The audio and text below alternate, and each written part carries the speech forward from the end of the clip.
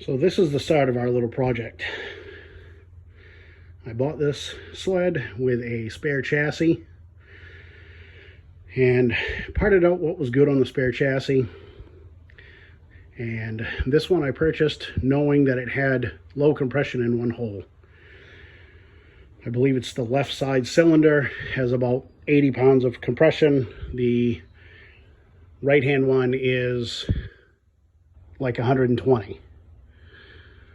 So I'm going to start a little video diary of rebuilding this thing for my son. Currently I have about $250 in it total. I still have parts left over from the other chassis. I should have close to nothing in it by the time I sell off those parts, probably this winter. And whatever it cost me to rebuild the engine is all I'm going to have in it.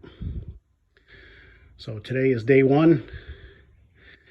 And I tell you what, dragging these sleds into the shed gets worse and worse every year. So just for ease of access and my small shed, I removed the hood, got that off. Now I can get to everything really easily. There's a main wiring harness connector that goes up the side of the hood. I unplugged that. You've got your hood cables. I spun those off of the coil springs that are on the hood. I undid the speedometer cable out of the back side of the speedometer. And now I have really good access to the rest of the sled. I'm going to start by removing the pipe. And step two is going to be whatever it takes to remove the cylinder head so I can get a good look at the pistons. So anybody that's working on sleds, if you don't have one of these hook tools, you're missing out severely. These are the handiest little things in the world. Instead of using vice grips and having them slip off, these things make it 10,000 times easier to remove the springs without busting your knuckles. I'm not going to say it doesn't happen at all, but far less for sure.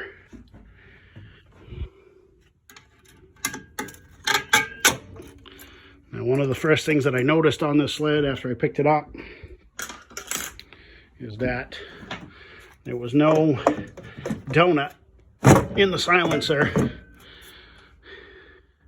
which may or may not have assisted with the engine losing power and compression. After removing the remainder of the springs and removing the pipe, this was the gasket at the head pipe connection, and obviously it is in lackluster shape at best. So that'll be on the parts list when it comes time. So to remove the cylinder head, first we have to unhook the top coolant hose. And first things first, as you notice, the two bolts that hold it on are mismatched, which is always kind of scary. You never know if they're the wrong size and cross-threaded in, or maybe somebody did do it the right way and get a metric bolt, but let's give it a shot.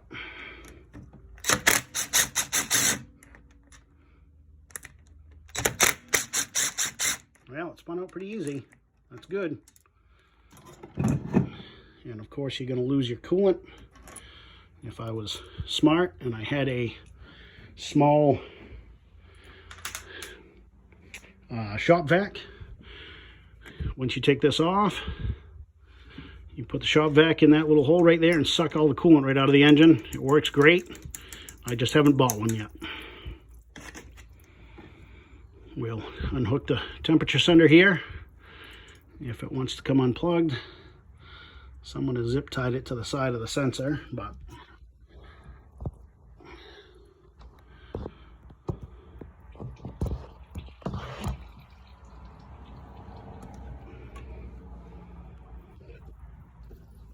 all right. And honestly, other than the clamp for the hose underneath the thermostat housing, that should be about all I need before I start pulling the bolts to remove the cylinder head cover and then the cylinder head. So there, we got that done. As anybody knows that's worked on anything power sports related that has usually they're in a spot that you can't even begin to touch. So there, we got that hose unhooked.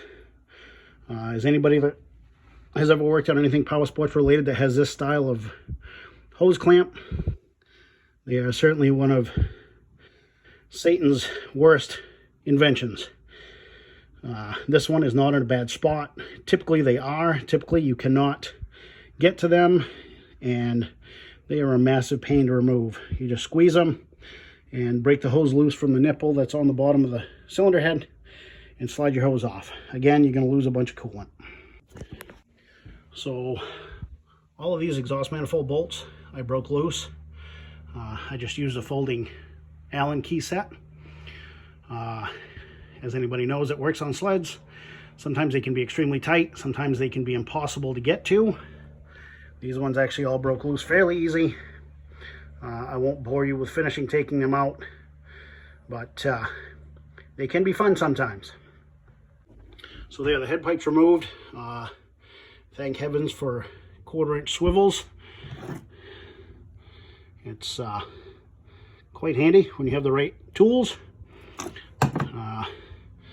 I've done stuff for years without having the right tools, and it's not the best thing in the world. I do see that that left side cylinder is carboned up quite a lot more than the right hand one. Maybe looking at a possible broken ring, or maybe even a cracked cylinder. I'm not sure, but we'll give her a look. On this engine here, it's quite easy to work on. Obviously, you see your 4 bolts, 4 studs and nuts per cylinder. I'm going to remove those, and I should be able to slide the cylinders off. Some sleds are cylinder reed induction. It would take a little bit more. You'd have to pull the carbs and the reed boots and that stuff off before you could get the cylinders off. But this one is case reed. From everything I've read, they're quite a good little motor. This one does have 7,200 miles on it, but I'm thinking that these are replacement pistons already. I see they say 0.5 on them, 0.50, which tells me I believe that it's a 1/2 millimeter oversize. But we'll get in and do some measuring. Like I say, I'm just going to remove these nuts on the cylinders, and we should be able to slide them right off. Well, I removed the nuts. I did remove the nuts from both cylinders. I am going to pull both of them off. Even if I do find something only with the left-hand side, I'm still at bare minimum going to hone out the right-hand cylinder, and so when it goes back together, it should be right. Sometimes these cylinders are stuck, depending on who put them on. They did seem to be, the nuts on the cylinders seem to be far too tight, in my opinion.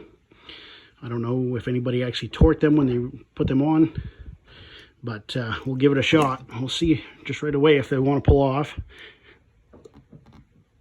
And not really. So I just got a dead blow rubber mallet here. We'll give her a couple of whacks, see if it wants to let go.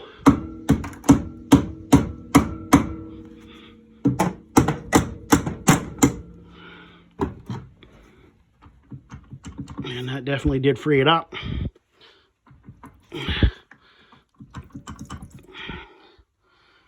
Double check everything, make sure we got all the cylinder nuts off here.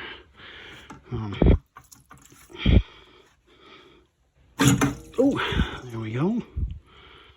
Oh, it does look like we have some piston sidewall damage. Somebody has definitely been in here. This has got chromatic gaskets on it. Yeah. As you can see, that piston is not in good shape. Typically, when they're low on compression, you'll see these have a slight dome to them. They will have a hole in the center if it's really bad. Some other times you pull them out, you'll just see that it's recessed in the center. That's typically due to detonation, possibly poor fuel. But that's not the case with this one. Obviously the cylinder walls are going to be rough. We'll take a peek at them. I'll see if I can catch my fingernail in the grooves. I probably can by the looks of it. And obviously this piston is no good. I did purchase this off of a group of younger kids. That's not good that the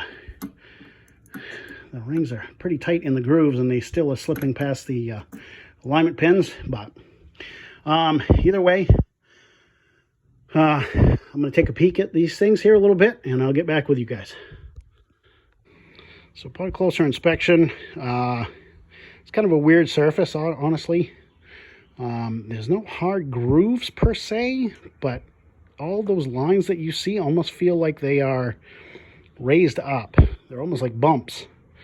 I'm wondering if whoever rebuilt this possibly did not set the proper ring end gap, or I don't know.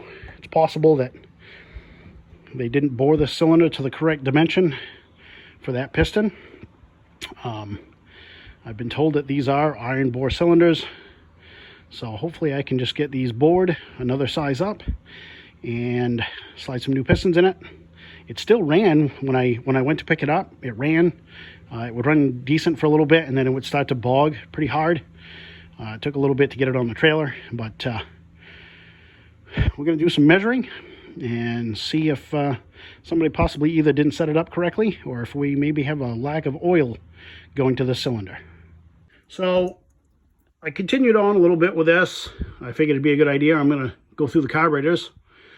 I undid the clamps at the boots, and this oil line, whether or not it was hooked or not to begin with, it came unhooked very quickly, if in fact it was hooked at all. And to look at the piston, it looks to me like it's lack of oil. So I'm hoping that's what it is. I'm going to make sure the oil pump works before I go reassembling. And all I did was remove the airbox. There's 2 screws for the CDI box. Pull those out, flop the CDI box over, and undid the clamps at the boots for the reeds. Undid my oil lines, obviously, and I just undid the fuel line right here. Now I'm going to undo the throttle cables, and we'll go from there.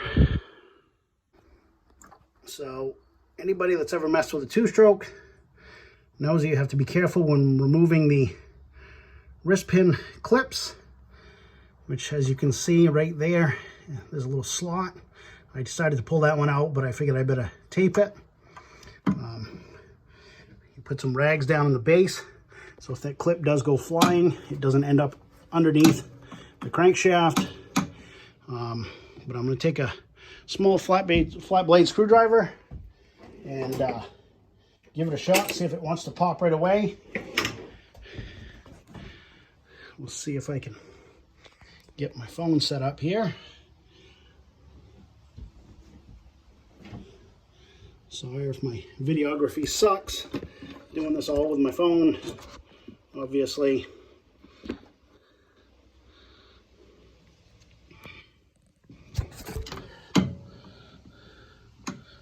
But either way, you can see the wrist pin clip in there. Try to dig in there and see if we can get it to pop out, possibly.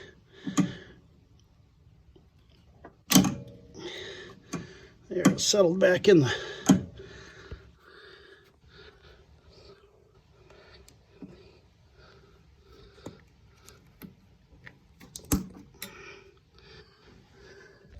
It's awfully hard to pay attention to 4 things at once here.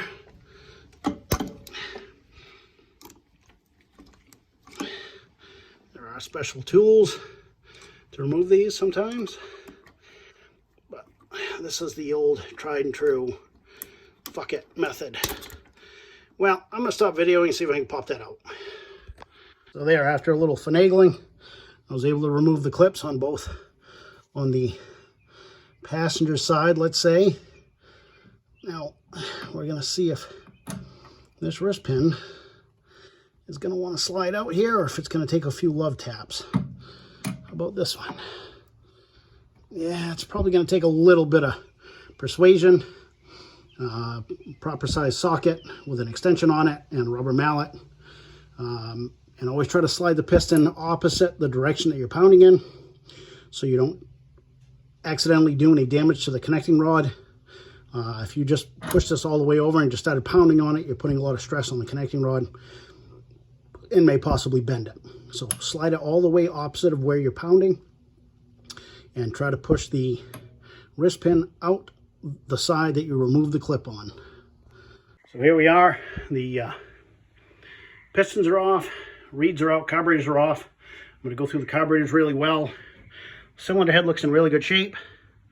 I got looking, someone had welded a different inlet into that muffler.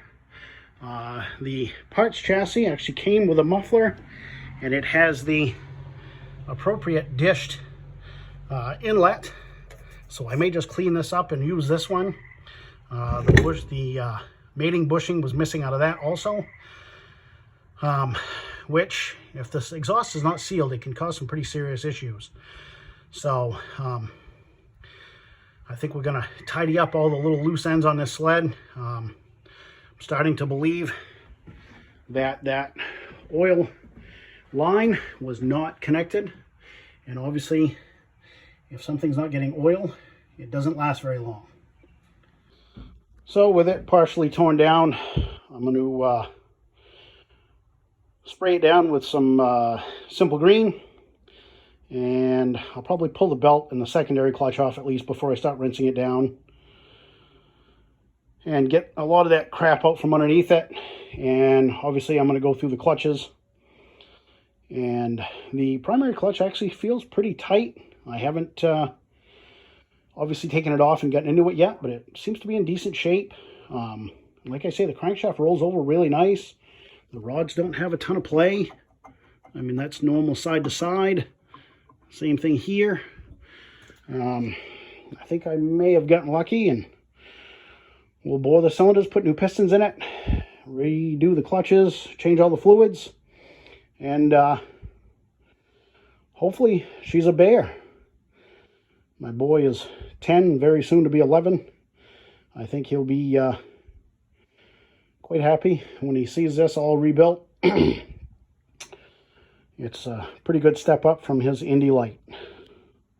So I already pulled it off once, but just as a little tip for anybody that's super fresh to snowmobiling, removing the belt on an older machine like this is not a huge deal. Let's see if I can get this phone set up so I can get a good video.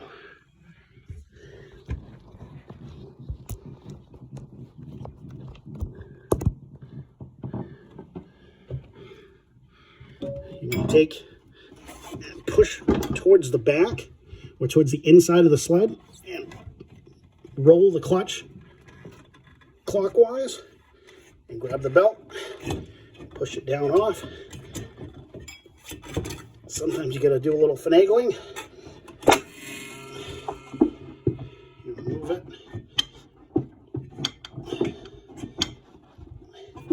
like so. Now the belt is removed.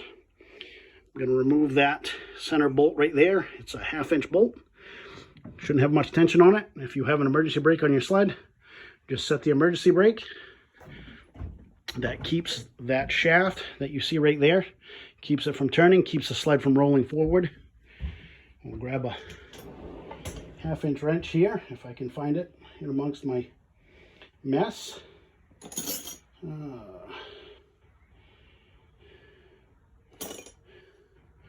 Now, it's not the best thing. It's an open end, which you shouldn't use, but these typically are not very tight. But of course this one is. Why wouldn't it be?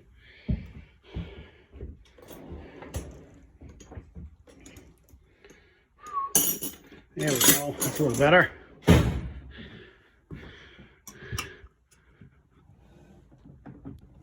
That's a little extreme tension on that. You basically just need to snug them up and give them about a quarter turn tightening.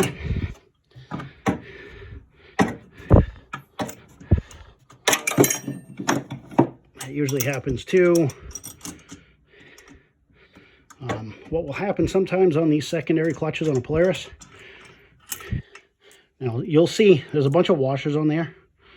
That's perfectly fine. It's meant to give you play. It's meant to give you slack in here.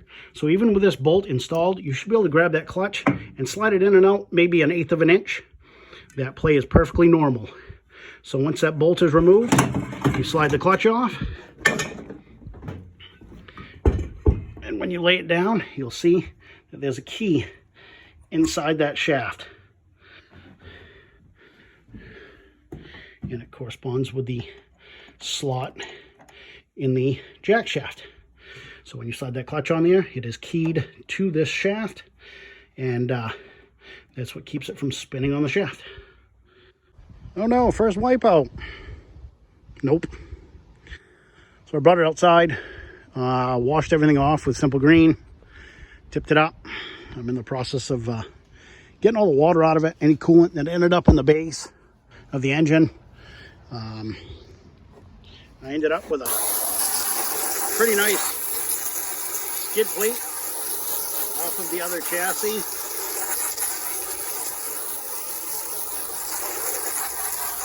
It's actually a factory Polaris one, so I've been told. I'm going to give this a good washing. I'll put that on when I have a little more time after I've done the major things. But as you can see, it's pretty well apart. I still have to get the primary clutch off. There's something a little bit funky going on with that, but the rest of the sled's in pretty good shape. I did find a couple of pullouts in the track, and there's some bars that are a little bit ripped, but oh nice, the bolts aren't even in the slides, so we'll correct that issue. I think for a 11-year-old boy, I think it'll be fine for this winter, and maybe next summer I will put a good track on it. But the underside's not all beat up. It's actually fairly clean. I mean, it is a 1999. It's 23 years old, with 7,000 miles on it, but somebody at one time actually cared for this thing and really took pretty good care of it. So now that I'm done giving everything a wash, and I'm actually going to slide the sled back into my enclosed trailer while I order parts and look at the other things. I tipped the sled almost upside down and tried to drain as much out of the base as I could. But obviously, coolant, water got in there. So what I'll do now is just take some basic oil and give it a good dousing into the lower end. Whoop, spilled some. Fill the lower end right up. Any oil you can get on the bearings is good. Fill that right up. I'll actually take a little bit, put it on where the wrist pins go. Same thing with this one. And we will